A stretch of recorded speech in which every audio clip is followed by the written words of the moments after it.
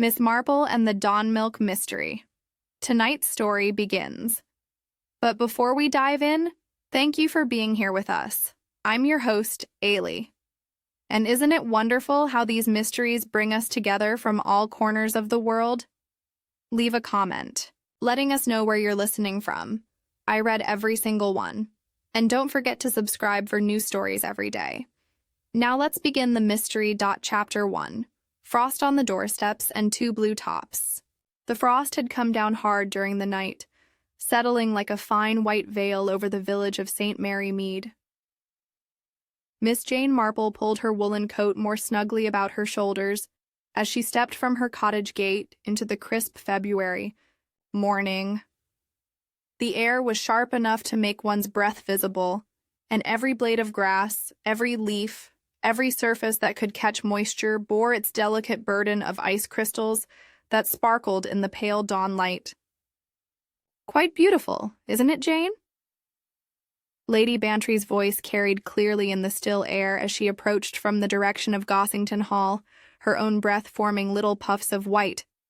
She, too, was wrapped warmly against the cold, though her coat was considerably more expensive than Miss Marple's serviceable tweed. "Indeed it is, Dolly," Miss Marple replied, adjusting her sensible gloves, "though I do hope it won't make the path to the vicarage too treacherous. Mrs. Clement did particularly ask us to come early for tea this morning." The two ladies had arranged to meet at the corner of the High Street in Old Mill Lane, before proceeding together to the vicarage. It was barely past first light, that peculiar time of morning when the world seems suspended between night and day, when ordinary objects take on an almost magical quality in the uncertain illumination. As they walked, their footsteps rang out sharply on the frozen ground, the only sound disturbing the morning stillness, save for the occasional rustle of some early bird in the hedge. Miss Marple's keen eyes, bright and observant despite her, advancing years took note of the way the frost had settled on everything with democratic impartiality. Gateposts, door handles, the neat rows of milk bottles that sat waiting on doorsteps throughout the village. "The milkman has been early this morning," observed Lady Bantry, nodding toward a row of cottages where the familiar blue-topped bottles from Benham Dairy sat in their accustomed places. "Harold Troughton is always punctual," Miss Marple agreed. "His electric float makes hardly any sound at all. Quite modern, really. I often wonder how we managed before such conveniences." They paused momentarily as they reached Old Mill Lane, where the morning light caught the frost-covered bottles, with particular brilliance. Each silver foil cap was dusted with tiny ice crystals that seemed to wink and gleam like scattered diamonds. "The birds will have their work cut out for them this morning," Lady Bantry remarked, noting how several sparrows and robins were already busy at various doorsteps, pecking hopefully at the foil caps in search of the rich cream beneath. Miss Marple nodded, but her attention had been caught by something else. At number 6, Old Mill Lane, the neat brick house that belonged to Mrs. Ursula Denning, there were two blue-topped bottles sitting on the front step, rather than the usual one. "How curious," she murmured half to herself. "What's curious, Jane?" "Mrs. Denning appears to have taken a double order this morning. Most unusual for her. She's always been most particular about economy and household matters." Lady Bantry followed, her friends gazed to the Denning cottage. It was a tidy, well-maintained house, though perhaps showing signs of the careful thrift that characterized its owner. The front garden was sparse but neat, with a few winter-hardy plants arranged with mathematical precision along the borders. "Perhaps she's expecting company," Lady Bantry suggested, "though I can't imagine Ursula Denning entertaining at breakfast time." Miss Marple continued to study the scene with the mild interest she brought to all of village life's small mysteries. The two bottles sat side by side on the scrubbed doorstep, their silver caps gleaming with frost. Beside the step, she noticed lay a piece of fine mesh netting folded carefully near the boot scraper, the sort of thing one might use to protect milk bottles from inquisitive birds. "The netting is down this morning," she observed quietly. "Netting?" "Mrs. Denning usually keeps a protective netting over her milk bottles." "Quite sensible, really. The birds can be dreadfully persistent, and cream is expensive these days." As if summoned by her words, a bold robin alighted near the Denning doorstep, eyeing the two bottles with obvious interest. It hopped closer, tilting its head this way and that. But after a moment's consideration, it flew away to try its luck elsewhere. "Clever little thing," Lady Bantry remarked. "It seemed to know those caps were too secure." Miss Marple murmured noncommittally, though she noted with her usual precision that while the other bottles in the lane showed signs of bird activity, tiny peck marks in the foil, small tears where beaks had sought access to the cream, beneath, both of the Denning bottles remained pristine. They resumed their walk toward the vicarage, but Miss Marple found herself glancing back once more at number 6. The house showed no signs of early morning activity, no lamp glowing in the kitchen window, no curl of smoke from the chimney that might indicate Mrs. Reed, the daily help, had arrived to begin preparations for breakfast. "I do hope Mrs. Denning isn't feeling poorly," she said thoughtfully. "She's usually such an early riser, and Mrs. Reed is invariably punctual about her morning duties." The vicarage came into sight around the next bend, its familiar Georgian facade welcoming in the pale morning light. Smoke was already rising from its chimneys, and a warm glow showed in the breakfast-room windows, promising the comfort of a proper fire and hot tea. "At least the Clements are up and about," Lady Bantry said with satisfaction. "I confess I'm rather looking forward to warming my hands around a proper teacup." As they approached the vicarage gate, the church bell chimed the hour, 6:30. Miss Marple paused, considering something. "Harold Troughton usually completes his round by 6, she mused. "The milk should have been delivered well before now." "Does it matter particularly?" "Oh, probably not," Miss Marple replied, though she continued to look thoughtful.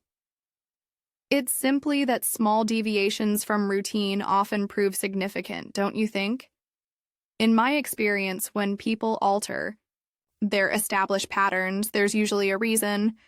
They reached the vicarage door, where Mrs. Clement welcomed them warmly into the blessed warmth of the hall. "How good of you both to come so early," she exclaimed, helping them out of their coats. "Leonard is in his study, preparing for morning service, but I thought we might have a comfortable chat over tea before the day becomes too busy." As they settled in the breakfast room with its cheerful fire and windows overlooking the frost-covered garden, Miss Marple found her thoughts returning to the small puzzle of Mrs. Denning's double milk order. In a village like St. Mary Mead, where everyone knew everyone else's habits as well as their own, such minor deviations from routine had a way of proving more significant than they initially appeared. She accepted her cup of tea gratefully, wrapping her still cold fingers around its warmth, but her mind remained occupied with the image of those two pristine bottles sitting on the Denning doorstep, their silver caps untouched by bird or weather, waiting in the crystalline morning air. Chapter 2. A silver cap without crystals. The warmth of the vicarage breakfast room and Mrs. Clement's excellent tea had quite restored Miss Marple's circulation by the time the church clock struck 7. She was listening with half an ear to Lady Bantry's account of her gardener's difficulties with the greenhouse heating when a commotion from the direction of Old Mill Lane interrupted their peaceful morning. Raised voices carried clearly on the frosty air, followed by the sound of running footsteps on the frozen ground. Mrs. Clement rose from her chair, setting down her teacup with a slight rattle. "How peculiar," she murmured, moving to the window, that faced toward the village. "It sounds as though someone is in considerable distress." Miss Marple joined her at the window, her pale blue eyes sharp with interest. Through the bare branches of the elm trees that lined the lane, she could make out figures gathering near what appeared to be number 6, the Denning house.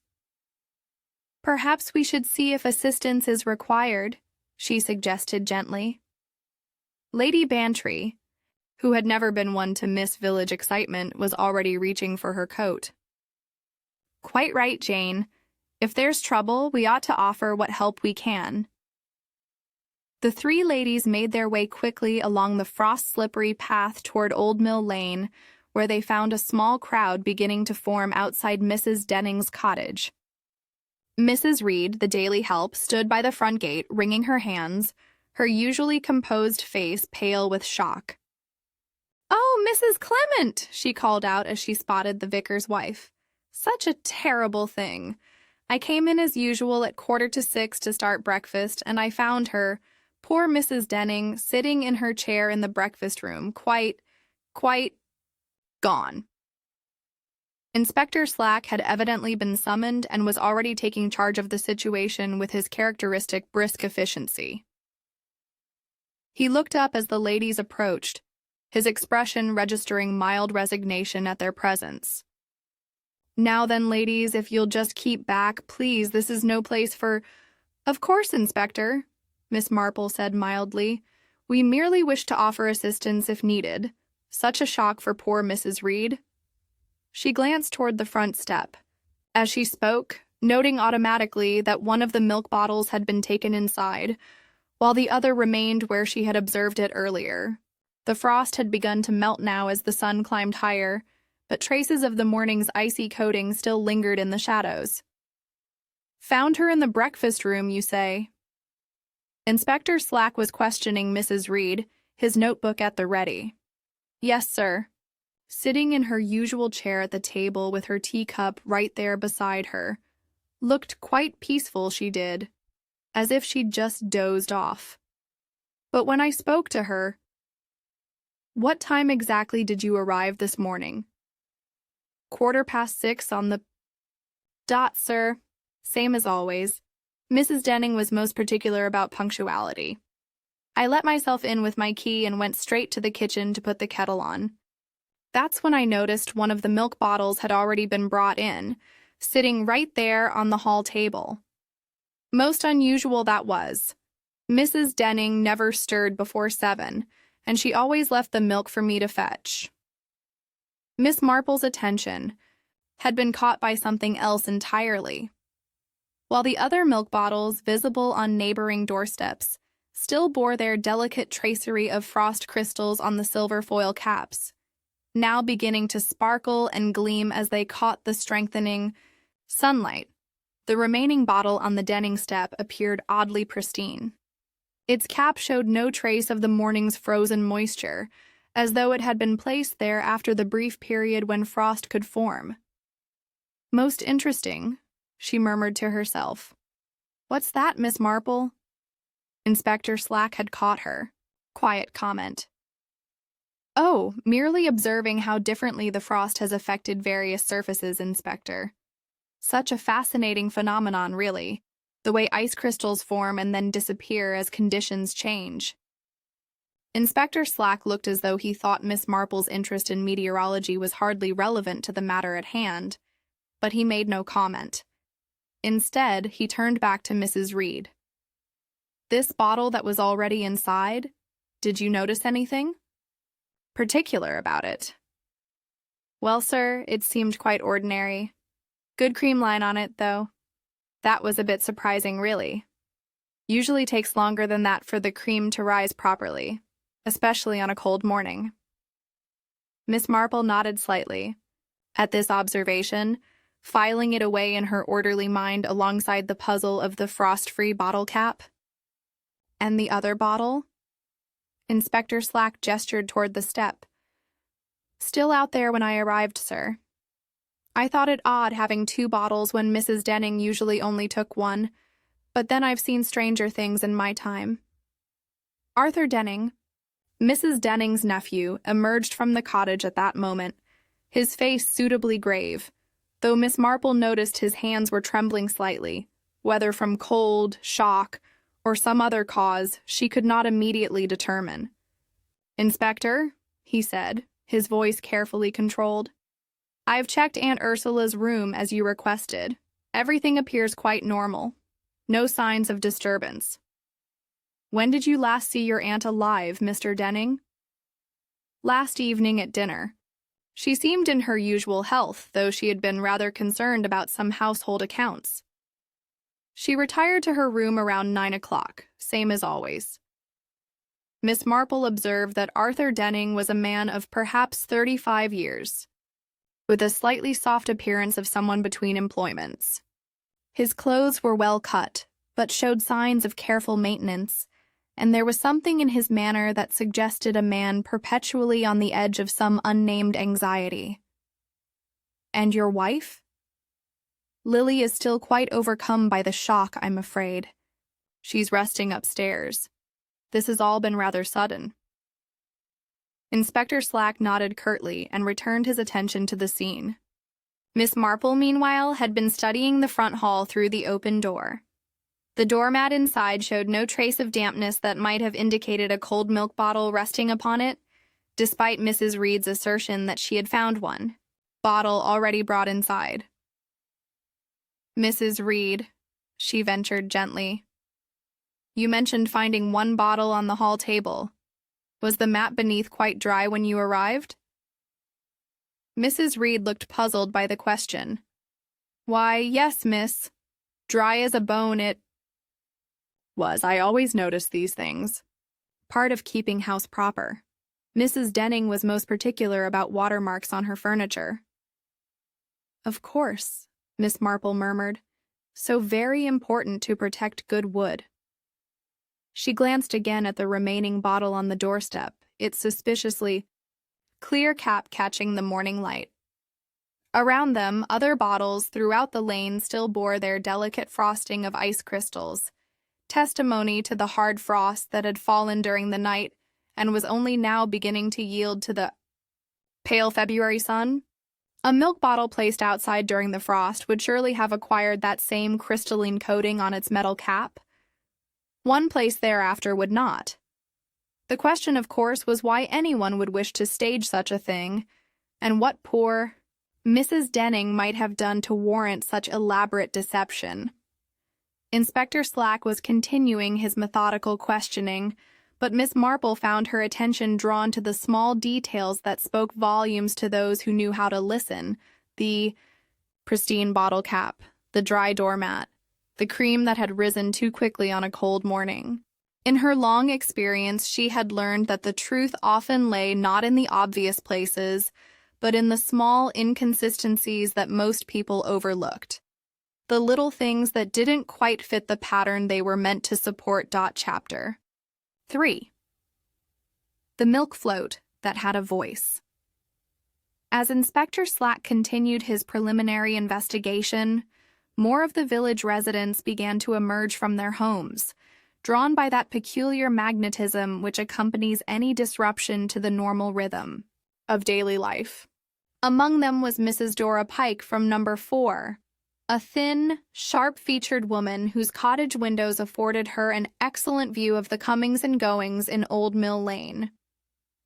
"Terrible business," she announced to no one in particular, though her eyes were bright with the excitement of having important information to impart.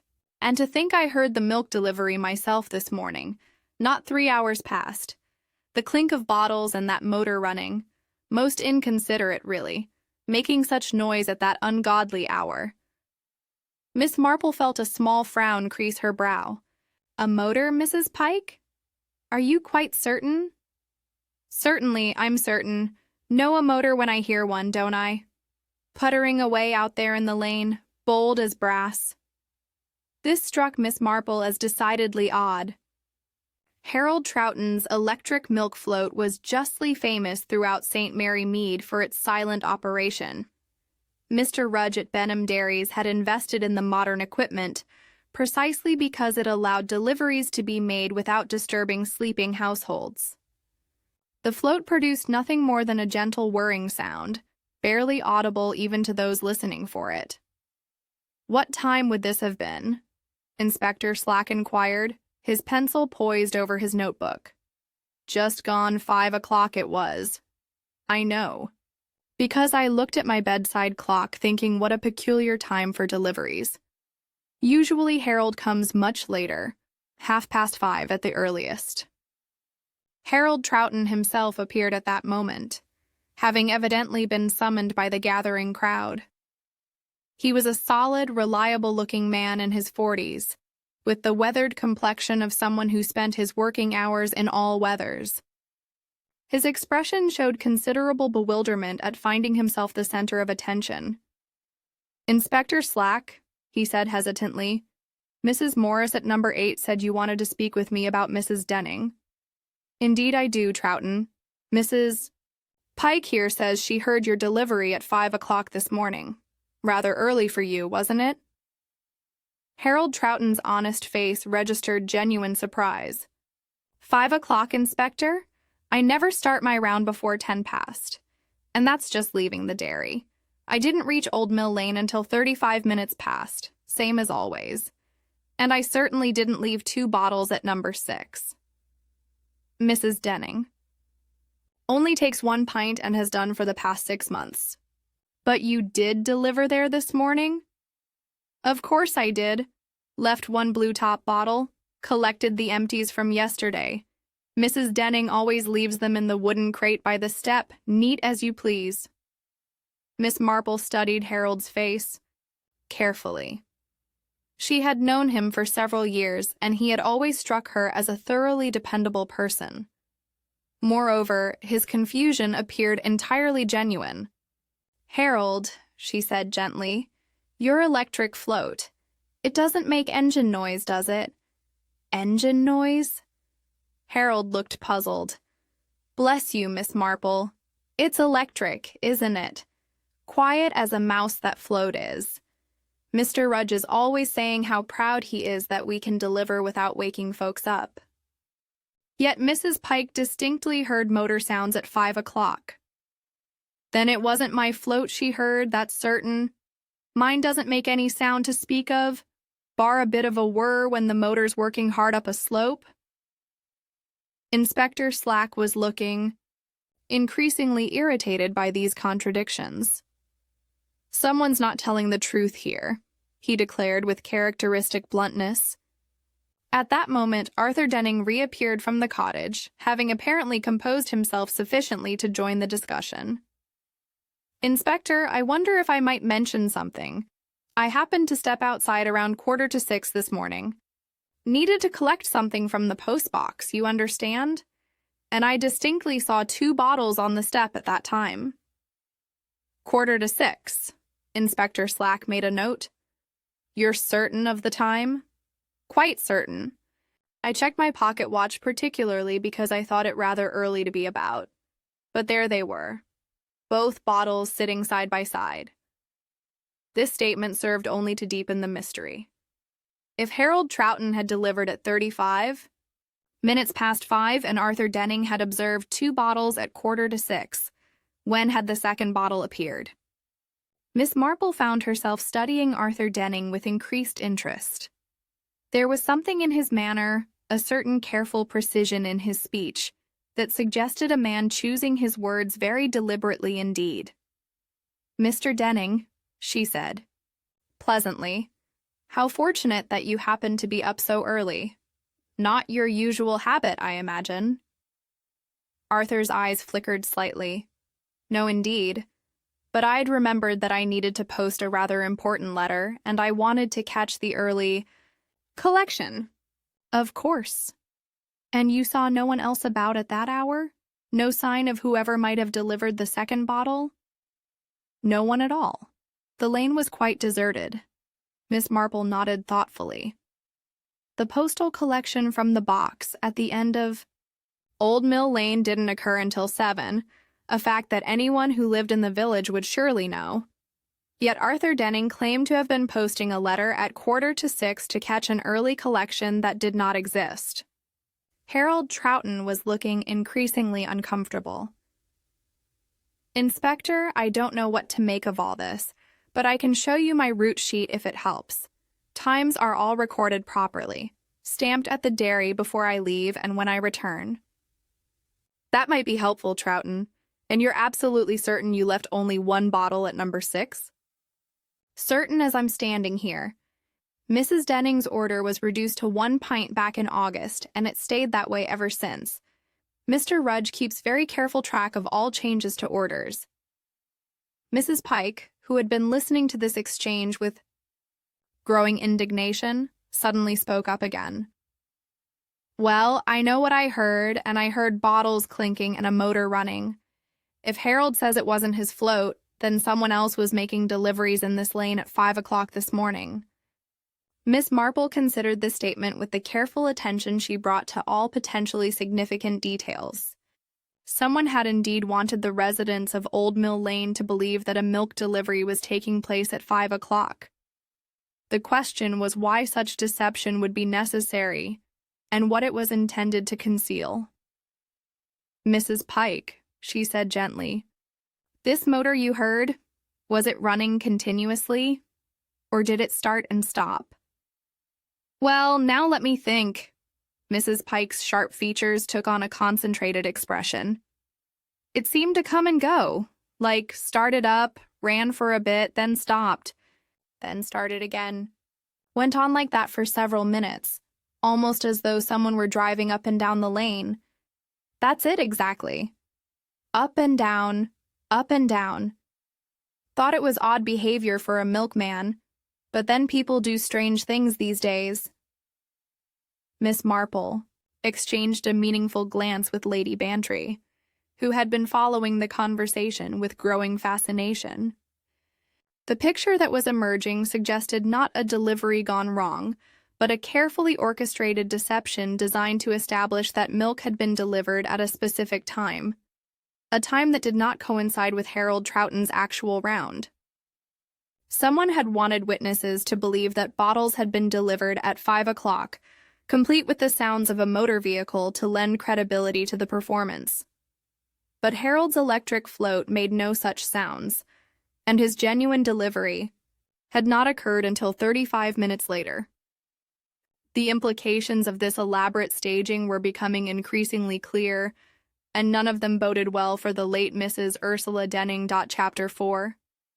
Cream at the wrong hour. Inspector Slack had begun to show signs of the particular irritation that overcame him when faced with what he termed unnecessary complications. He dismissed Harold Troughton with instructions to produce his delivery records, sent Mrs. Pike back to her cottage with a stern warning about interfering with police business, and announced his intention to examine the interior of the Denning house more thoroughly. Miss Marple, who had been granted tacit permission to remain by virtue of her long-standing relationship with village investigations, found herself following the inspector and Arthur Denning through the front door of number A6.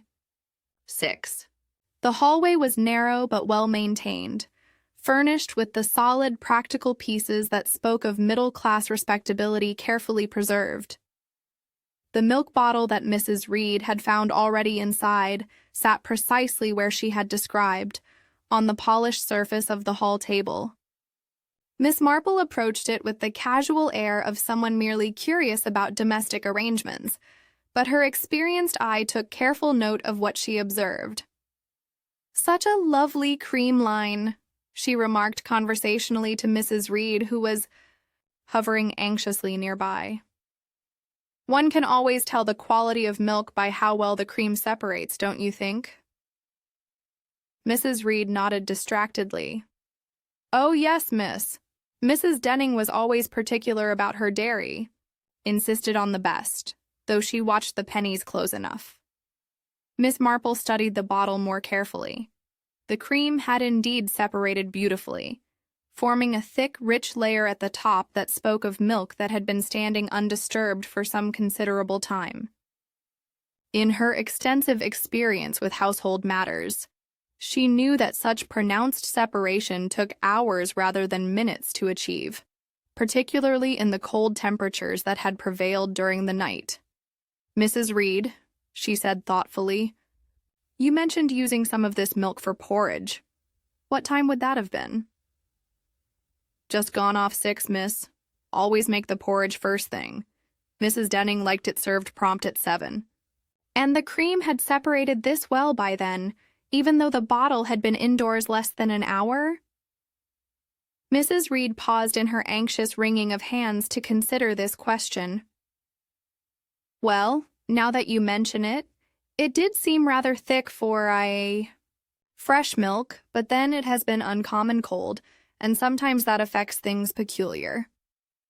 Miss Marple nodded with apparent acceptance of this explanation, though she knew perfectly well that cold weather would, if anything, slow the process of cream separation rather than accelerate it.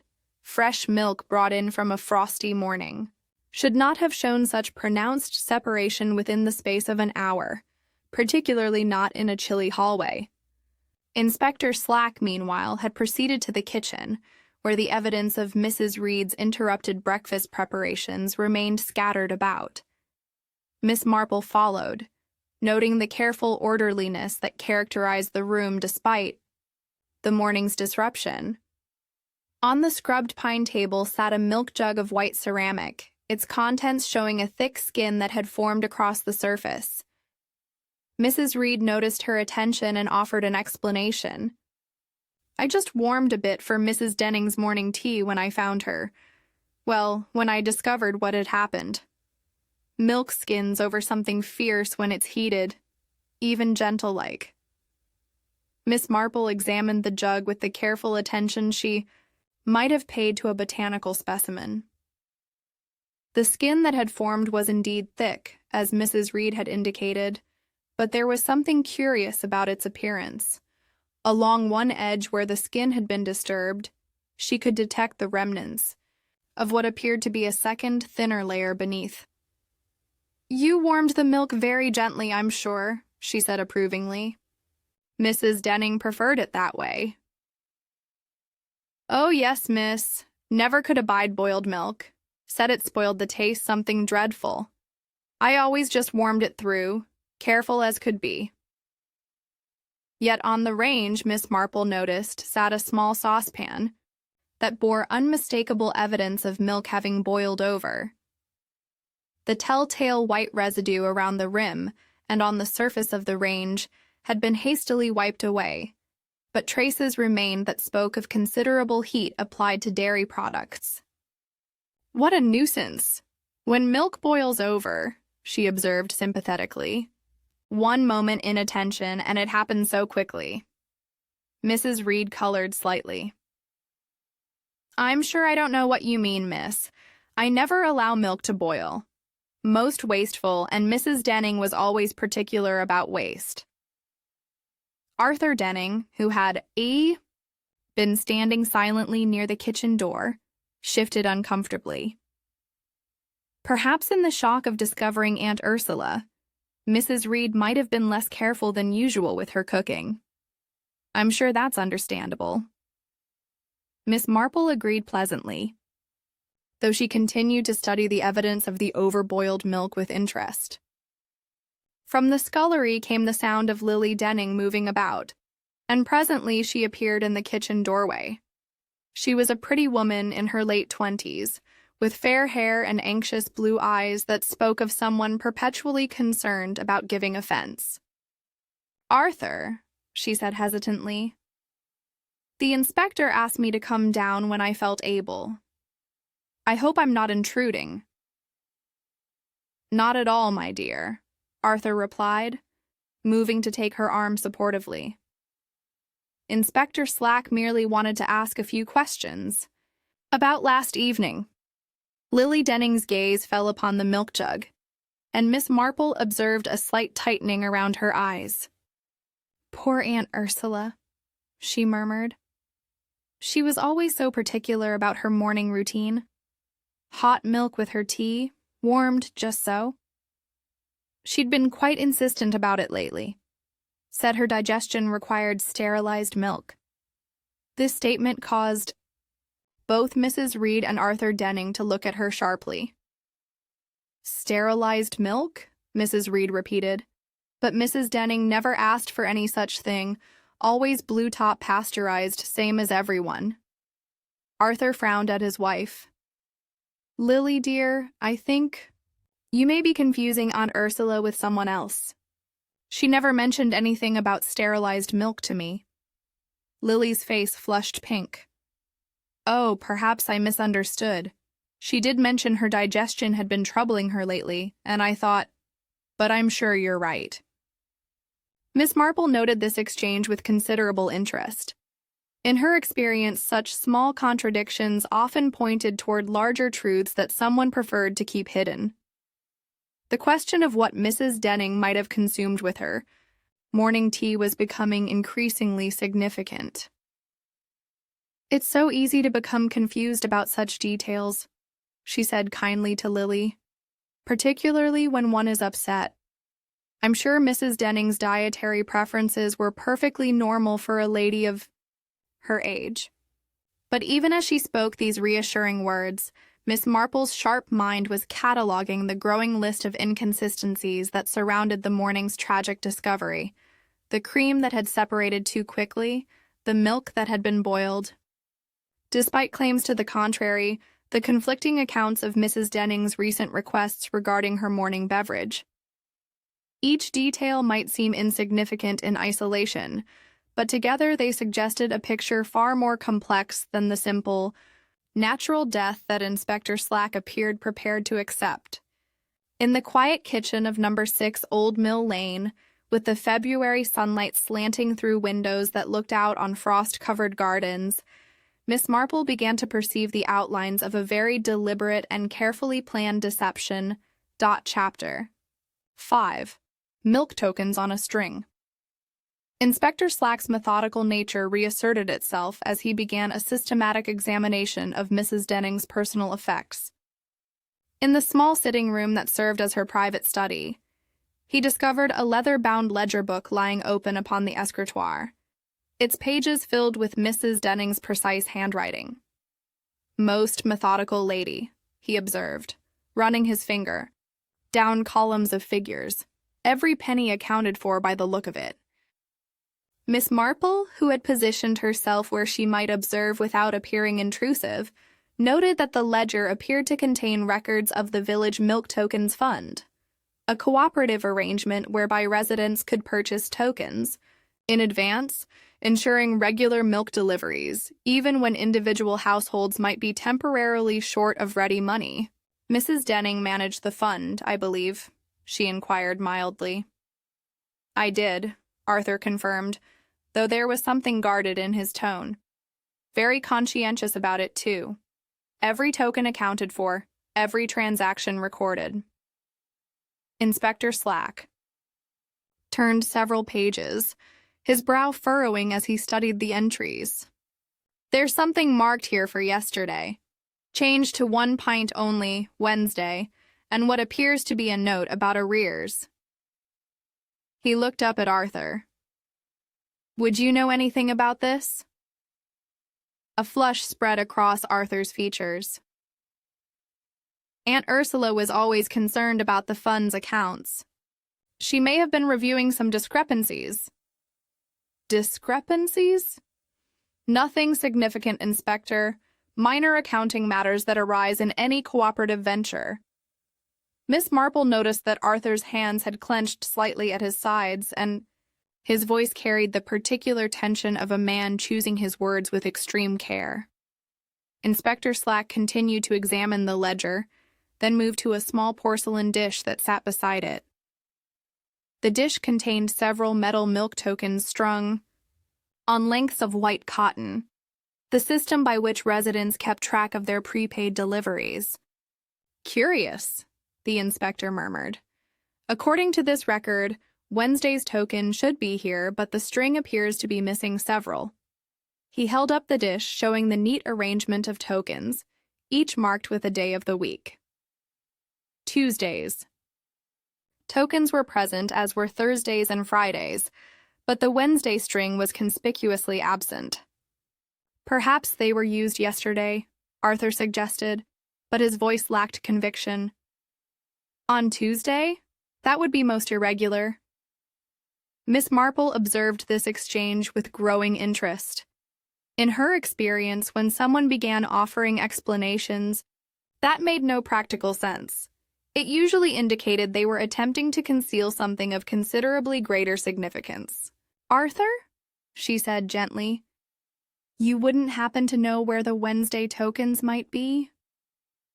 Arthur's discomfort became even more apparent. He reached into the pocket of his overcoat, which hung on a peg by the door, and withdrew something that he held out rather reluctantly. "I found this on the step this morning with the empty bottles. Thought I should bring it in before it was lost." In his palm lay a single milk token suspended on a piece of string identical to those in the porcelain dish. Inspector Slack examined it closely. One token only. But according to the ledger, Wednesday's allotment should have been several tokens. Perhaps Aunt Ursula had already used the others. For what purpose? Today is Tuesday. The question hung in the air unanswered, adding another layer to the growing puzzle of Mrs. Denning's final morning. Miss Marple studied Arthur's face thoughtfully. There was something about his discovery of the token that struck her as decidedly convenient. In her long experience of village life, she had learned to be particularly suspicious of evidence that appeared at precisely the moment it was needed to support someone's version of events. "Most fortunate that you noticed it," she remarked. "Such a small thing might easily have been overlooked." "Yes, well, I tried to be observant about such matters. Aunt Ursula was always careful about the tokens, said they represented trust between neighbors." Inspector Slack had moved on to examine other aspects of the room, but Miss Marple remained focused on the question of the missing Wednesday tokens. Mrs. Denning's notation about changing to 1 pint suggested she had been planning some modification to her regular order, and the mention of arrears implied financial concerns within the cooperative fund. At that moment, a heavy tread on the front path announced a new arrival. Through the window, Miss Marple could see Mr. Caleb Rudge approaching, his substantial figure unmistakable even at a distance. As proprietor of Benham Dairies, his presence suggested that word of the morning's events had reached the commercial establishment that supplied the village with its daily milk. Mrs. Reed admitted him with obvious relief at seeing a familiar face, and he entered the sitting room with the air of a man accustomed to dealing with practical matters. "Inspector Slack, Caleb Rudge, Benham Dairies. Harold Troughton said you might want to see the delivery records for this address." He produced a substantial ledger book, its pages marked with routing information and customer details. "Mrs. Denning's been a regular customer for 15 years. Never a complaint. Always paid prompt." Inspector Slack accepted the book gratefully. "According to your records, what was her usual order?" 1 pint daily, blue top pasteurized, changed from 2 pints back in August, and we've delivered accordingly ever since. No special requests. Nothing about sterilized milk." Mr. Rudge looked genuinely puzzled. "Sterilized? No, nothing like that. Blue top pasteurized was always perfectly satisfactory for Mrs. Denning. Can't think why she'd want anything different." This statement effectively contradicted Lily Denning's earlier suggestion about her aunt's supposed digestive requirements, adding yet another inconsistency to the growing collection. "And this morning's delivery?" Harold's route sheet shows 1 bottle delivered at number 6 at 5:35. Same as always. He's been doing this round for 8 years. Reliable as clockwork. Mr. Rudge paused, consulting his records more carefully. There is one thing, though. Mrs. Denning had circled Wednesday's date in red ink on her order form. Usually meant she wanted to discuss some change to her regular delivery. What sort of change? Could be anything. Temporary suspension for holidays, adjustment to quantity, change of delivery day. We're always accommodating to our customers' needs. Miss Marple found this information particularly intriguing. Mrs. Denning had clearly been planning some modification to her milk delivery arrangement, specifically related to Wednesday's delivery. Combined with the missing tokens and the notation about rears, it suggested that Tuesday evening, her final evening, had been occupied with concerns about the milk tokens fund that went beyond simple record keeping. The question was whether those concerns had provided sufficient motive for someone to ensure that Mrs. Denning would not live to implement whatever changes she had been contemplating. In the quiet sitting room, with its neat rows of figures and carefully maintained records, Miss Marple began to perceive the outline of a motive that had nothing to do with natural death and everything to do with financial accountability that someone had found inconveniently threatening. Chapter 6. The Jug That Skinned Twice. After Mr. Rudge departed with Inspector Slack's assurances that his cooperation was appreciated, Miss Marple found herself drawn back to the kitchen, where the evidence of the morning's interrupted routine remained largely undisturbed. The breakfast preparations told their own story to anyone with the experience to read the signs correctly. She approached the milk jug once more, this time with the focused attention of someone examining a particularly interesting puzzle. The thick skin that had formed across the surface was indeed substantial, but as she looked more closely, she could discern something that had escaped casual observation. "Mrs. Reed," she said quietly, "would you mind if I examine this jug more carefully? I'm rather fascinated by the way milk behaves under different conditions." Mrs. Reed, who was anxiously tidying the already spotless kitchen, looked up with obvious confusion. "Of course, miss, though I can't think why it should be of interest." Miss Marple lifted the skin delicately with the tip of a teaspoon, folding it back as one might turn a page. Beneath the substantial upper layer, she discovered what she had suspected: a second, much thinner membrane clinging to the sides of the jug. "How very curious," she murmured, more to herself than to her companion. "What's curious, miss?" "This double skinning. Most unusual for milk that has been heated only once and gently at that." Mrs. Reed moved closer, peering into the jug with newfound attention. "I'm sure I don't understand, miss." Miss Marple set down the teaspoon and regarded the daily help with her characteristically gentle but penetrating gaze. "In my experience, Mrs. Reed, milk forms this sort of layered skin only when it has been heated separately on 2 occasions, or when milk from 2 different sources has been combined and heated together." The implication of this observation was not lost on Mrs. Reed, whose face paled noticeably. "But I only warmed milk the once this morning, miss, and that just gentle-like for Mrs. Denning's tea. Never would I be so wasteful as to heat milk twice." "I'm certain you wouldn't," Miss Marple agreed kindly. "Which makes this double formation rather puzzling, don't you think?" She moved to examine the range more closely, where the evidence of the overboiled milk remained, despite Mrs. Reed's attempts at cleaning. The white residue around the burner and on the cast-iron surface spoke of considerable heat applied to dairy products, far more than would be required for the gentle warming that Mrs. Reed described. "Such a nuisance when milk boils over," she observed conversationally. "I've done it myself many times, particularly when distracted by other concerns. I've told you, miss, I never allow milk to boil. Mrs. Denning was most particular about that." Miss Marple nodded thoughtfully, then moved to the dresser, where the kitchen implements were arranged with military precision.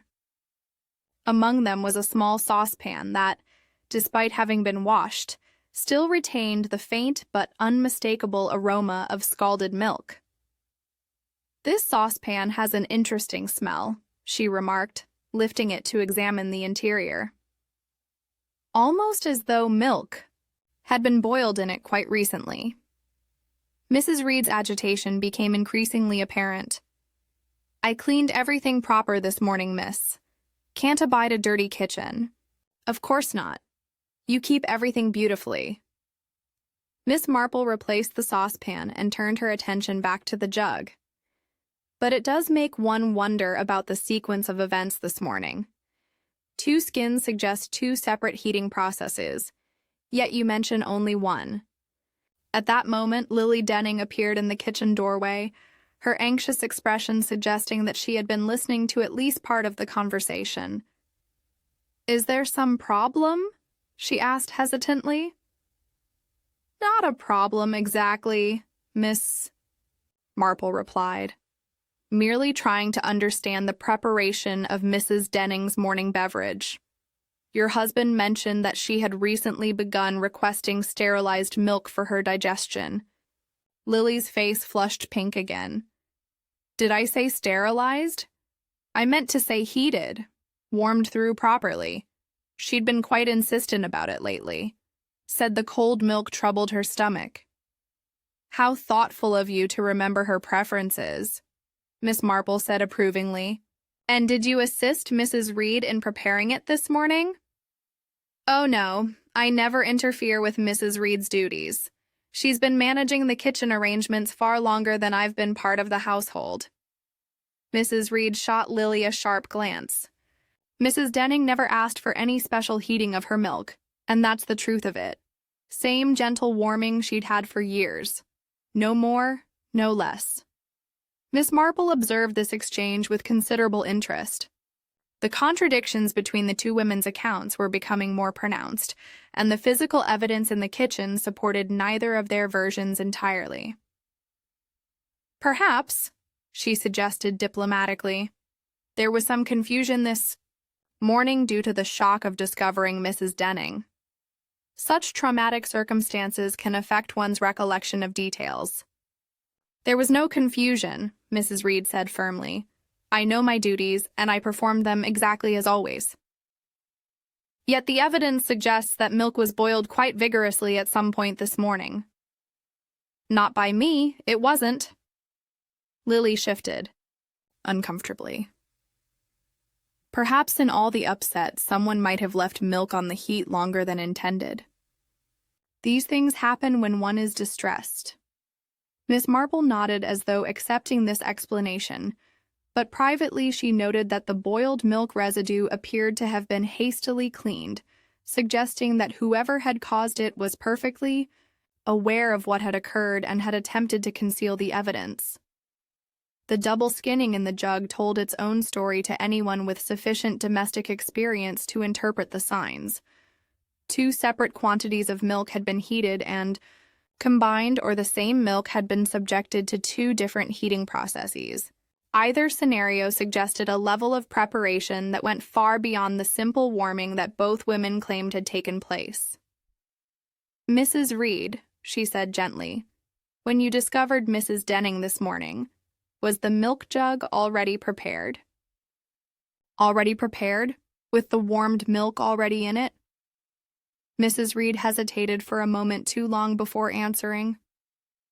"No, miss. I prepared it fresh, same as always." "Yet the double skinning suggests otherwise."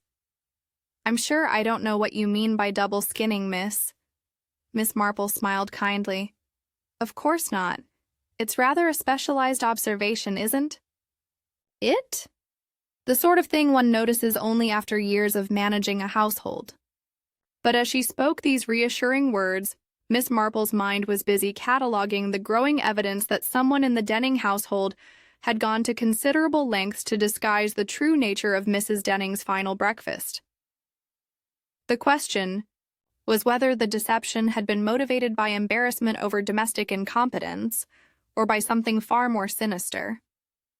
In the quiet kitchen of number 6, with its scrubbed surfaces and precisely arranged implements, the truth was beginning to emerge from the small details that most people would have overlooked entirely. Chapter 7. A bottle in the larder. From yesterday. Miss Marple's growing suspicions about the kitchen preparations led her to suggest a more thorough examination of the larder and scullery to gain a complete picture of the household's routine. Inspector Slack, who had been occupied with questioning the neighbors about their observations of the morning's events, readily agreed when she proposed that they should examine the larder and scullery to gain a complete picture of the household's routine. The larder at number 6 was a model of organized efficiency, its stone shelves arranged with the methodical precision that had characterized Mrs. Denning's approach to all domestic matters. While perishable items were arranged according to a system that ensured nothing would be overlooked or wasted. "Most admirable organization," Miss Marple observed, running her eye along the orderly shelves. Mrs. Denning clearly understood the importance of proper household management. Mrs. Reed followed them into the cool space with obvious pride. 20 years I've worked in this house and never seen a larder kept better. Everything in its place. Everything accounted for." Miss Marple moved slowly along the shelves, her sharp eyes taking inventory of the carefully arranged contents. It was when she reached the lower shelf behind a large tin of flour that she paused with a particular stillness that Lady Bantry had learned to recognize as significant. "How curious," she murmured, reaching carefully behind the flour tin. "What is it, Miss Marple?" Inspector Slack inquired, moving closer to observe what had caught her attention. "A milk bottle," she replied, withdrawing the object in question, with careful precision, hidden rather thoroughly behind the flour. The bottle she held was unmistakably from Benham Dairies, bearing the familiar blue top that marked it as containing pasteurized milk. However, several features distinguished it from the bottles they had examined earlier that morning. "That's yesterday's bottle," Mrs. Reed said immediately, her voice carrying a note of confusion. "I was certain I'd returned all the empties to the crate for Harold to collect." Miss Marple examined the bottle more closely, noting the thick layer of cream that had formed at the top, a cream line far more pronounced than anything they had observed in the morning's delivery. "Indeed, this appears to have been standing for quite some time," she agreed. "The cream separation is remarkably complete." But it was the bottle's foil cap that commanded her most careful attention. Where the caps on fresh bottles bore the neat, regular crimping applied by machinery at the dairy, this cap showed distinct irregularities. The foil had been pressed down by hand, and along the skirt of the cap were small dents and pressure marks that spoke of fingers working to reseal the bottle after its original opening. "Most interesting," she observed, holding the cap up to catch the light from the larder's small window. "This has been opened and resealed, hasn't it?" Inspector Slack took the bottle to examine it himself. "Certainly looks that way, but why would anyone reseal an empty bottle?" "Perhaps," Miss Marple suggested gently, "because it wasn't entirely empty when it was resealed."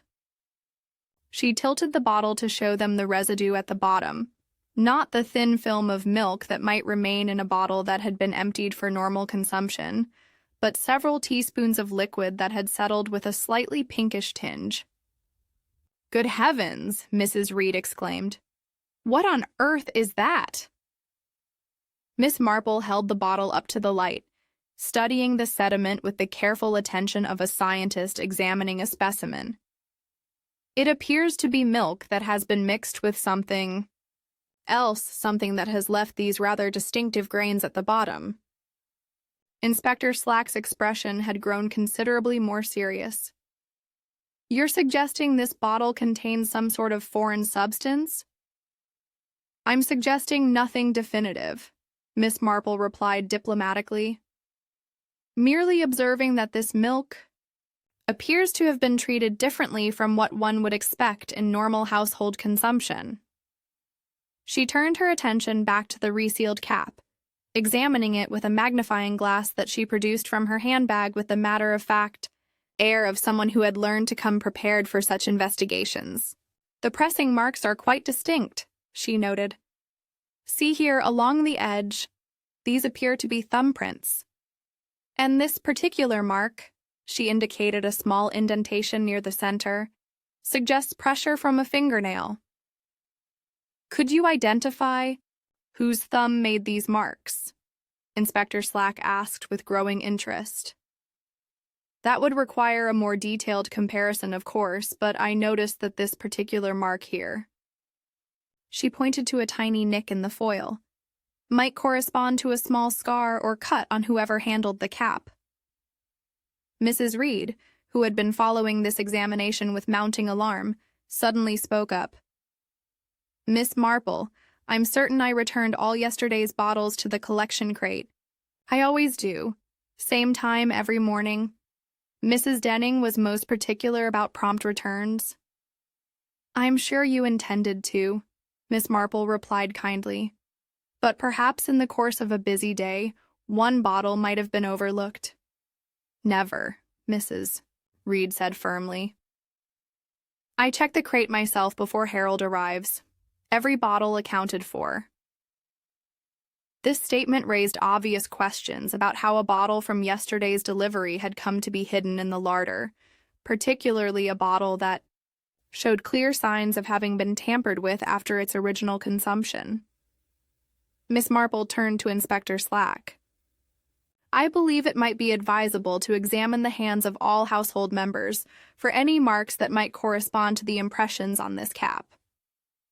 Quite right, the inspector agreed, making notes in his book, and we should have the contents of this bottle analyzed as well. At that moment, Arthur Denning appeared in the larder doorway, having apparently heard voices and come to investigate. His eyes immediately fixed upon the bottle in Miss Marple's hands, and she observed a distinct tightening around his eyes. What's that you found? He asked, his tone carefully casual. Yesterday's milk bottle, Inspector Slack replied, hidden behind the flour tin. Any idea how it might have gotten there? Arthur's gaze flickered between the bottle and the assembled company. Hidden? Surely that's rather a strong word, Inspector. Perhaps Mrs. Reed simply missed it during her usual tidying. I missed nothing, Mrs. Reed said indignantly. Every bottle returned proper, same as always. Nevertheless, Arthur persisted, mistakes do happen, don't they? Particularly when one is managing multiple tasks. Miss Marple observed this exchange with her characteristic quiet attention. Arthur's eagerness to provide innocent explanations for the bottle's presence was itself significant, as was his apparent familiarity with its location, despite claiming ignorance of how it had come to be there. Mr. Denning, she said pleasantly, would you mind extending your hands? Inspector Slack is conducting a small examination related to the bottle's condition. Arthur's hesitation was brief but noticeable. My hands, whatever for? Merely to compare any marks or scars with impressions we found on the bottle cap. Reluctantly, Arthur extended his hands for inspection. Miss Marple immediately noted a small cut on his right thumb, positioned near the nail and showing signs of recent healing. How did you come by this injury? Inspector Slack asked, producing his magnifying glass to examine the mark more closely. Mending my bicycle chain last week. Slipped with the tool and caught myself rather badly. Miss Marple compared the cut with the nick in the bottle cap, noting what appeared to be a remarkable correspondence between the two marks. Most unfortunate, she observed sympathetically. Such injuries can be quite persistent. But even as she spoke these reassuring words, Miss Marple's mind was busy cataloging the implications of what they had discovered. A milk bottle from yesterday's delivery, hidden in the larder and resealed after being doctored with some foreign substance, bearing thumbprints that appeared to match Arthur Denning's recent injury. The web of deception surrounding Mrs. Denning's Death was becoming increasingly complex and increasingly focused on the one person who had both access to the household and apparent motive to manipulate the evidence. In the cool shadows of the well-organized larder, the truth was beginning to emerge with the inexorable logic of careful observation applied to physical evidence that could not be explained away by convenient theories or innocent misunderstandings. Chapter 8. The Thumb in the Silver Cap. The discovery of the hidden bottle had transformed Inspector Slack's investigation from a routine inquiry into an unexplained death to something far more serious. He carefully placed the tampered bottle in an evidence bag, treating it with the respect due to what might prove crucial material evidence. "I'll need to have this analyzed immediately," he announced, sealing the bag with methodical precision. "And I want detailed photographs of that bottle cap before we proceed any further." Miss Marple nodded approvingly. In her considerable experience with village mysteries, she had learned that physical evidence often proved more reliable than human testimony, particularly when the humans in question had reasons to obscure the truth. "Most wise, Inspector," she agreed. "The impressions in the foil are remarkably clear, almost as though whoever handled it was unaware that such marks could be preserved." Arthur Denning, who had grown increasingly pale during this exchange, made an obvious effort to reassert himself. "Surely you're not suggesting that a few marks on a bottle cap constitute evidence of wrongdoing? Anyone in the household might have handled that bottle at some point?" "Indeed," Miss Marple replied pleasantly. "That's precisely why Inspector Slack's thorough approach is so commendable. By examining everyone's hands, we can eliminate innocent explanations and focus on significant ones." Inspector Slack had been studying Arthur's injured thumb with professional interest. "This cut appears to be healing well, but it's distinctive, enough to make a clear comparison. The position and angle correspond remarkably closely to the impression in the foil." "Surely that's merely coincidental," Arthur protested, though his voice lacked conviction. "Perhaps," the inspector replied noncommittally. "We'll know more when we have the forensic analysis." Miss Marple, meanwhile, had been considering the broader implications of their discovery. A milk bottle hidden in the larder containing residue that suggested the addition of foreign substances pointed toward premeditation rather than spontaneous action.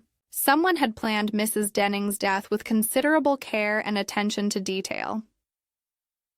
"Inspector," she said thoughtfully, "might I suggest we also examine the question of when this bottle was concealed? The cream separation suggests it has been standing for some considerable time." "Good point, Mrs. Reed. When did you last thoroughly clean the larder shelves?" Mrs. Reed, who had been growing increasingly agitated as the implications of the discovery became clear, wrung her hands nervously. "Monday evening, same as always. I clean the larder thorough every Monday, and I'm certain there was no bottle behind that flour tin then. So, it was placed there sometime after Monday evening. Must have been, mustn't it?" Miss Marple considered this timeline carefully. That would mean the bottle was hidden either Monday night or Tuesday. Yesterday, given that it contains yesterday's milk. The latter seems more probable. Arthur shifted uncomfortably. "Are we certain it's yesterday's milk?" "Actually," Inspector Slack replied, consulting his notebook, "Benham Dairies marks each bottle with a date stamp, small but quite visible, when you know where to look." He examined the hidden bottle more closely. "Yes, here we are. Yesterday's date, clear as day." This confirmation seemed to deflate Arthur's remaining attempts at misdirection. He stood silently as Inspector Slack continued his methodical examination of the evidence. Miss Marple had moved to the larder window, where the morning light provided excellent illumination for detailed observation. "The positioning of the bottle is rather curious," she remarked. "Hidden, certainly, but not so thoroughly that a careful searcher wouldn't find it, almost as though someone wanted it to be discovered eventually, but not immediately. What would be the purpose of such an arrangement? Perhaps to shift suspicion away from the real method of poisoning, she replied thoughtfully. If investigators found a tampered bottle hidden in the larder, they might assume it was the source of whatever killed Mrs. Denning. Meanwhile, the actual poisoned milk would have been consumed and the evidence destroyed. But that would suggest considerable sophistication in planning. Indeed, someone who understood both the investigative process and the household routine well enough to stage a convincing deception. Arthur Denning's face had grown ashen during this exchange. "This is all wild speculation," he said desperately. "You're constructing an elaborate theory from the most ordinary circumstances." Miss Marple regarded him with a characteristically gentle but penetrating gaze. "Perhaps you're right, Mr. Denning, but I notice you haven't yet explained how your thumbprint came to be on a bottle that was supposedly returned to the collection crate yesterday morning." "I might have handled it at any time. People do touch things without thinking about it." "Of course, but this particular bottle shows signs of having been opened and resealed. When might you have had occasion to do that?" Arthur's silence stretched uncomfortably long. Finally, he said, "I may have taken a drink of milk at some point. When one is thirsty, one doesn't always consider the forensic implications of opening a bottle." "Naturally not," Miss Marple agreed. "But then why reseal it? And why hide it in the larder rather than returning it to the proper place?" Inspector Slack had been taking detailed notes throughout this exchange. "Mr. Denning, I think it would be best if you accompanied me to the station for a more formal discussion of these matters." "Am I under arrest?" "Not at present, but I believe a more structured conversation would be beneficial for all concerned." At that moment, Harold Troughton's familiar figure appeared at the kitchen door, summoned by Inspector Slack's earlier request for additional documentation. "Inspector, you wanted to see my charge sheet from this morning's round." "Indeed I did, Troughton. Most helpful." Harold produced a clipboard bearing several official-looking forms. "Everything's here, sir. Departure time from the dairy, logged at 5:10. Each delivery recorded with precise times. Number 6, Old Mill Lane at 5:35. 1 blue top were delivered, 2 empties collected." Miss Marple studied the charge sheet with interest. 2 empties collected, but Mrs. Reed says she put out only 1 yesterday." Harold scratched his head thoughtfully. "Well, now that is curious. I remember the collection clear enough. There were definitely 2 bottles in the crate. Thought it was unusual at the time, since Mrs. Denning usually only has 1. 2 bottles," Inspector Slack repeated, making careful notes. 1 from yesterday's consumption and 1 additional. Any idea where the second might have come from?" "Not my place to question what customers put out for collection," Harold replied pragmatically. "If there are empties in the crate, I collect them." Miss Marple exchanged a meaningful glance with Inspector Slack. The presence of 2 empty bottles in the collection crate, when only 1 should have been there, suggested that someone had deliberately added an extra bottle to create the impression of normal routine while concealing the tampered bottle elsewhere. "Harold," she said gently, "did you notice anything unusual about either of the bottles you collected?" "Can't say I did, miss. Empty bottles tend to look much the same, don't they?"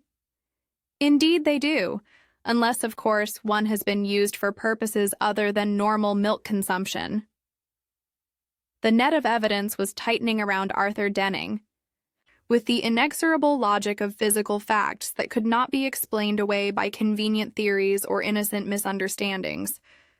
The hidden bottle, the thumbprint evidence, the extra empty in the collection. Each piece of the puzzle contributed to a picture of calculated deception that spoke of murder rather than natural death. In the bright kitchen of number 6 Old Mill, lane where the February sunlight illuminated the careful arrangements of domestic life, the truth was emerging with the clarity that Miss Marple had learned to trust above all human protestations of innocence. Chapter 9. Half rounds and a missing Wednesday. The afternoon sun was beginning to slant through the windows of number 6 when Miss Marple requested a few moments of private conversation with Inspector Slack. They withdrew to the small front parlor where the accumulated evidence could be reviewed without the distraction of anxious household members hovering nearby. "I believe, Inspector, that we now have sufficient pieces of this puzzle to begin constructing a coherent picture of what transpired," she began, settling herself comfortably in Mrs. Denning's favorite armchair. Inspector Slack consulted his notebook, reviewing the morning's discoveries. "The evidence certainly points toward deliberate interference with the milk supply, but I confess I'm still puzzled about the precise sequence of events." "Then perhaps we might consider the question of motive first," Miss Marple suggested. Mrs. Denning's notation about the milk tokens fund, the missing Wednesday tokens, and her apparent intention to confront someone about arrears. These suggest financial irregularities that might have provided sufficient cause for desperate measures. "You're thinking Arthur Denning had been embezzling from the fund?" "The evidence certainly suggests that possibility. A man between positions, as he described himself, with access to the fund's resources and his aunt's meticulous record-keeping, threatening to expose any discrepancies." Inspector Slack nodded grimly. "That would explain the missing Wednesday tokens and her notation about changing her order. She was planning to reduce her milk delivery to save money for the fund, wasn't she?" "I believe she intended rather more than that," Miss Marple replied thoughtfully. "The circled Wednesday date and her mention of Arthur's arrears suggest she planned to confront him directly, perhaps even demand immediate repayment or threaten exposure. Sufficient motive for murder, certainly, but the method still puzzles me. How did he manage to poison her milk without suspicion falling immediately upon the household?" Miss Marple rose and moved to the window where she could observe the now familiar scene of Old Mill Lane with its neat row of cottages and orderly milk deliveries. "I believe Arthur's plan was considerably more sophisticated than it initially appeared. Consider the timeline carefully, Inspector." She turned back to face him, her pale blue eyes bright with the satisfaction of a puzzle nearing solution. Arthur knew his aunt's habits intimately, her precise morning routine, Mrs. Reed's schedule, even Harold Troughton's delivery times. He also knew that any sudden death would be investigated, and that suspicion would naturally fall upon the milk supply. So, he planned to deflect that suspicion, precisely, by staging evidence that would implicate Harold Troughton while concealing his own involvement. Inspector Slack leaned forward with increasing interest. "Walk me through it step by step." "Very well. On Tuesday evening after his aunt had retired, Arthur took yesterday's milk bottle, the one Mrs. Reed thought she had prepared for collection, and added some substance to the remaining milk. Sleeping tablets, I suspect, given the pinkish residue we observed. Lily Denning. Sleeping tablets, most probably. He then resealed the bottle, leaving those telltale thumb impressions, and concealed it in the larder, where it would not be discovered immediately, but might eventually be found to support his story." Miss Marple paused, organizing her thoughts before continuing. "Early this morning, before dawn, Arthur placed that doctored bottle on the front step alongside the genuine delivery that Harold would make later. He then created the sounds that Mrs. Pike heard, the motor noise and clinking bottles, by riding his bicycle up and down the lane while carrying empties in a sack. The motor sounds that Harold's electric float couldn't have made." "Exactly. Arthur needed witnesses to believe that milk had been delivered at 5 o'clock, well before Harold's actual round. This would establish the timeline he required for his deception." Inspector Slack was making rapid notes, but Harold did deliver at 35 minutes past 5, leaving one bottle as usual. Indeed. So when Arthur emerged at 5:45, ostensibly to post a letter for a non-existent early collection, there were 2 bottles on the step. His poisoned bottle from the night before and Harold's genuine delivery. And then Arthur brought Harold's fresh bottle inside, leaving it on the hall table where Mrs. Reed would find it. Meanwhile, the poison bottle remained outside, waiting to be discovered as part of the morning's delivery. When Mrs. Reed arrived, she would naturally assume that 2 bottles had been delivered, rather than understanding that one had been there all night. Miss Marple returned to her chair, continuing her reconstruction with the methodical precision that characterized her approach to such problems. Mrs. Reed, following her usual routine, used the fresh milk for porridge preparation. But when Mrs. Denning called for her morning tea, Arthur suggested she should use the milk from the outside bottle, the one that appeared to be part of the legitimate delivery, the poisoned milk. Precisely. Mrs. Reed unknowingly brought that bottle inside and heated a portion for Mrs. Denning's tea. However, she also added some of the fresh milk to top up the jug, creating the double skinning we observed. Inspector Slack looked up from his notes. But the boiled milk on the range, how does that fit? I suspect that was panic, Miss Marple replied. When Mrs. Reed discovered Mrs. Denning's body, she may have realized something was wrong with the milk she had prepared.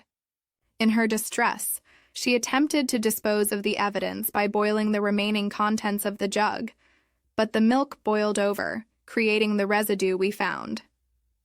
And the hidden bottle, Arthur's insurance policy.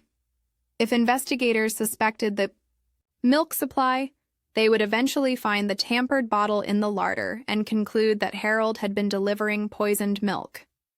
The evidence would point away from the household and toward the dairy. Inspector Slack closed his notebook with a decisive snap. It's an elaborate scheme, but it explains all the inconsistencies we've encountered. It also explains Arthur's careful positioning of himself as a witness to the 2 bottles on the step, his convenient discovery of the milk token, and his eagerness to suggest innocent explanations for every suspicious circumstance. At that moment, a commotion from the kitchen indicated that their private conference was about to be interrupted. Mrs. Reed's voice, raised in considerable agitation, could be heard protesting something, while Lily Denning's higher tones added to the general distress. It appears, Miss Marple observed with characteristic calm, that our reconstruction may be receiving some form of confirmation. They returned to the kitchen to find Mrs. Reed confronting Lily Denning with obvious anger, while Arthur attempted to restore peace between them. She knew, Mrs. Reed was declaring. She knew about those sleeping tablets, and she never said a word when we were all wondering what could have happened to poor Mrs. Denning. Lily's face was streaked with tears. I didn't know they were meant for Aunt Ursula. Arthur said he just needed them to help him sleep. That he'd been having such trouble since losing his position. He said it would only make her sleep peacefully. The confession that Inspector Slack had been waiting for had arrived with a devastating simplicity that characterized the collapse of elaborate deceptions when confronted with irrefutable evidence and guilty consciences. Chapter 10. Early Service and the real round revealed. The vestry of St. Mary Mead's ancient church provided a sanctuary of sorts for the final resolution of the morning's tragic events. Inspector Slack had completed his arrest of Arthur Denning with the efficient dispatch that characterized his professional approach, while Lily Denning had been taken into protective custody pending further investigation of her role in the affair. Miss Marple found herself in the familiar position of explaining the solution to those who had witnessed the mystery's unfolding, but required clarification of its more intricate details. The Reverend Clement, Mrs. Clement, Lady Bantry, and even Harold Troughton had gathered in the quiet space where so many of the village's significant moments had been discussed and resolved. "The beauty of Arthur's scheme," Miss Marple began, settling herself in the wooden chair that had been provided for her comfort, lay in its apparent simplicity, combined with considerable psychological sophistication. Reverend Clement shook his head sadly. To think that poor Mrs. Denning died because of her nephew's financial dishonesty. Such a betrayal of trust. "Indeed," Miss Marple agreed, but Arthur's plan went far beyond simple murder. He understood that any sudden death would be investigated, and he took considerable pains to ensure that suspicion would fall elsewhere. Lady Bantry, who had been following the case with the fascination of someone witnessing a particularly complex puzzle being solved, leaned forward with interest.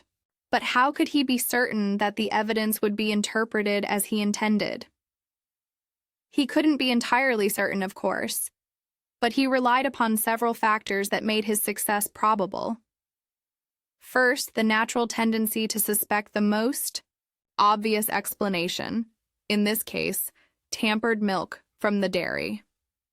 Second, the human inclination to trust what we hear and see, rather than questioning whether sounds and appearances might be deliberately staged. Miss Marple paused to accept a cup of tea from Mrs. Clement, using the moment to organize her thoughts before continuing her explanation. Arthur's master stroke was the creation of false witnesses to support his timeline.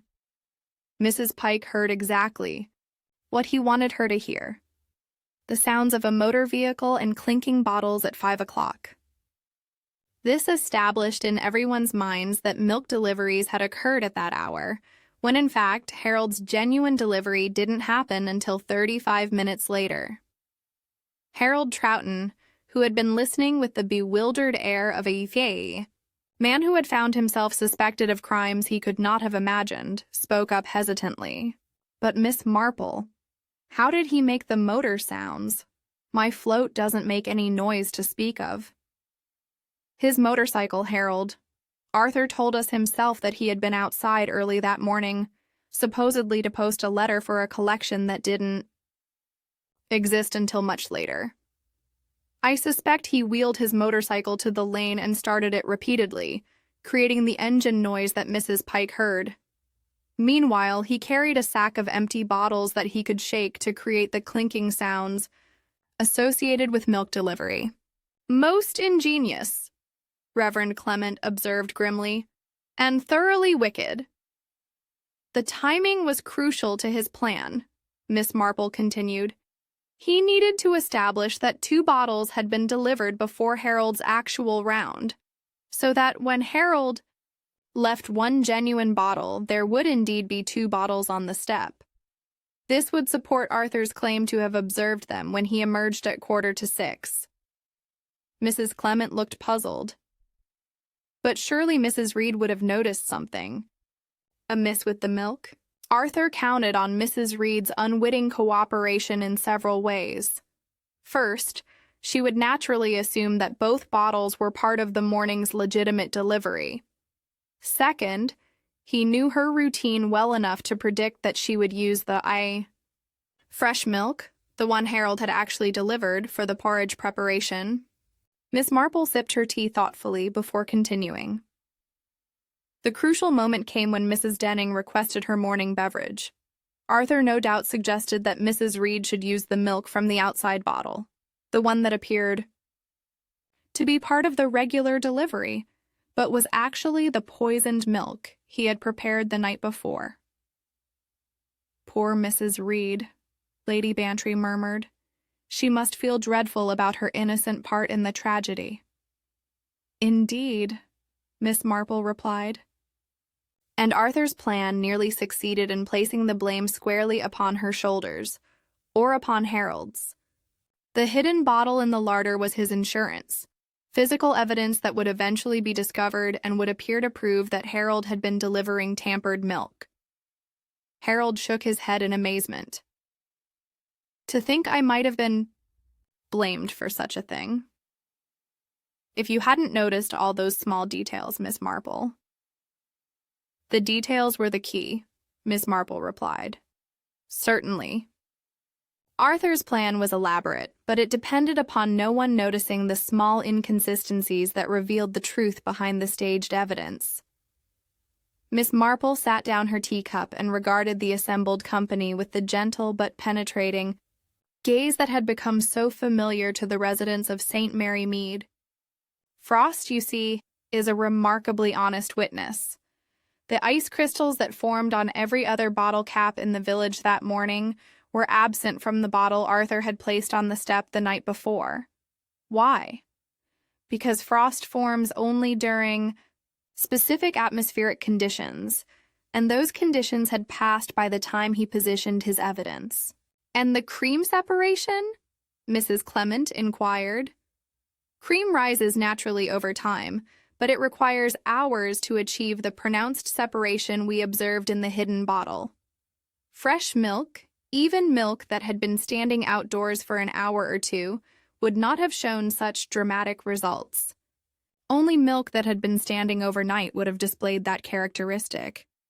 Miss Marple smiled slightly at the memory of her kitchen observations. The double skinning in the milk jug told its own story to anyone with sufficient domestic experience. 2 different milks have been heated and combined. The fresh milk that Mrs. Reed used for porridge and the poisoned milk that was heated for Mrs. Denning's tea. When they were combined in the jug and heated again, they created the layered effect that initially puzzled us, and the foil cap revealed Arthur's thumbprint. Inspector Slack had returned from his duties and now joined the group in the vestry. Precisely. Arthur's recent injury from mending his bicycle chain left a distinctive mark that corresponded perfectly with the impressions in the resealed bottle cap. Physical evidence that could not be explained away by convenient theories. Reverend Clement sighed deeply. Such elaborate deception in service of such a simple crime. Poor Ursula's careful management of the milk tokens fund had revealed Arthur's theft, and rather than face exposure, he chose murder. The missing Wednesday tokens tell their own story, Miss Marple agreed. Arthur had been systematically stealing from the fund, counting on his aunt's trust and affection to prevent close scrutiny. When she began to suspect irregularities and planned to confront him, he saw only one way to prevent exposure. Harold Troughton stood up, obviously eager to return to his interrupted round. Well, I'm grateful to you all for clearing this up. Can't have people thinking Benham Dairies delivers anything but the finest milk. As the group began to disperse, Lady Bantry lingered beside Miss Marple's chair. Jane, I must say I'm impressed by your attention to those small details. Most people would never have noticed the frost patterns or the cream separation. Miss Marple smiled with quiet satisfaction. One learns over time that the truth often lies in the smallest observations. A bottle cap that should have been frosted but wasn't. A cream line that had risen too quickly. The sound of a motor where only silence should have been. She gathered her handbag and gloves, preparing to leave the vestry, where so many of the village's mysteries had been resolved over the years. Arthur's plan was clever, but it depended upon no one asking the right questions about timing and evidence. Fortunately, when one has spent a lifetime observing the small details of domestic life, such inconsistencies become rather obvious. As they walked together toward the church door, Lady Bantry shook her head in wonder. I shall never look at a milk bottle's foil cap in the same way again. They are quite plain, really, Miss Marple replied with characteristic modesty. One only has to ask when the cream rose, and who wished us to hear a clink. In the peaceful sanctuary of St. Mary Mead's church, where truth and justice had once again prevailed over deception and greed, the morning's tragedy had found its resolution through the patient application of careful observation to the small details that most people overlook entirely.